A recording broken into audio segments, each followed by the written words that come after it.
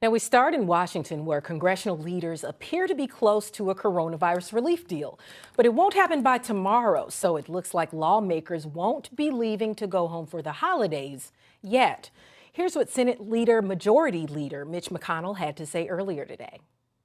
And a bipartisan, bicameral agreement appears to be close at hand. The outline that I've been discussing with Democratic leader Speaker Pelosi and Leader McCarthy would get another huge dose of bipartisan support out the door as fast as possible.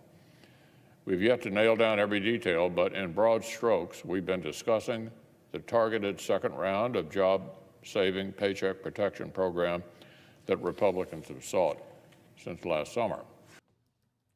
Bloomberg's Anna Edgerton, our congressional reporter, joins us now. Anna, thank you for joining us. And what are the final sticking points on the coronavirus relief deal? We've been at this for a while. Yes, that clip that you played from McConnell actually sounds quaint to me now at 4:32 because this morning it was true. I felt like they were close to a deal, and now it seems like these sticking points are just really complicating things. You know, there are a few things that they're looking at, including whether or not they should end the Federal Reserve's emergency lending program. That's something that Republicans have wanted to draw down and Democrats want to keep open as an option for the Biden administration. They're also looking at federal matching for what FEMA pays out for pandemic-related disasters. Democrats want 100% of matching. Republicans say that's a backdoor way to get funding to state and local governments.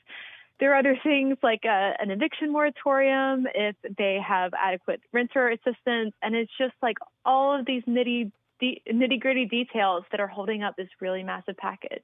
One big thing I know consumers were looking at was supplemental unemployment insurance benefits. Where did we land on that so far? So it looks like there's going to be $300 per week in supplemental uninsurance payments. And that, I think, is solidly in the deal. That's not being negotiated. What's being held up now is just, some of the nitty-gritty details, and the broad strokes, like McConnell said this morning, are pretty much finalized at this point. Were there any specifics of how small businesses will be helped out this time around? There's going to be, I think, about $275 billion for the Paycheck Protection Program. That was, of course, the popular program that gave loans, forgivable loans to small businesses. So that's going to be beefed up. And there are some other options for workers to kind of keep them connected to their employers so that they don't sever that employee-employer relationship. Now, I know that there were two other big sticking points. It was aid to state and local governments, as well as lawsuit liability protection. Where did the two sides land on that? Those two provisions are not going to be in here. And the idea was that this is going to be a measure that's so urgent that we just need to get out the door with everything that we can agree on. Those two provisions were left out, but now Republicans are saying that Democrats are trying to use some other provisions as a kind of backdoor way to get the funding for state and local government that's not going to be explicitly in the bill. Now, I hear that leaders are planning to pass this pandemic relief bill in a different way. They're attaching it to another bill. Why the difference this time around? So it's kind of the last train leaving the station, if you will. It's the last must-pass bill of the year, and that just makes it easier for Congress to act on.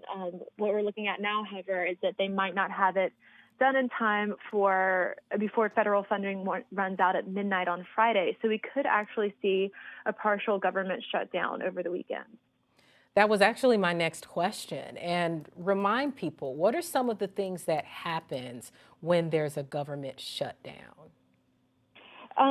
So a partial shutdown over the weekend actually wouldn't be concretely a huge deal, but it's a terrible signal to be sending because you have, more than 4,000 Americans dying per day of this coronavirus disease, and then you have others who have lost their jobs. And so the fact that that Congress can't do very much the bare minimum to keep the government open just sends a terrible signal to the American people.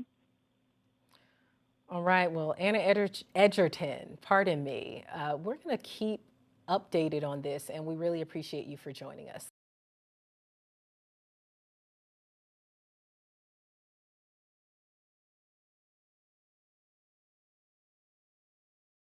The biggest stories the moment they happen from around the globe. Subscribe to Bloomberg Quick Take now for insight in an instant.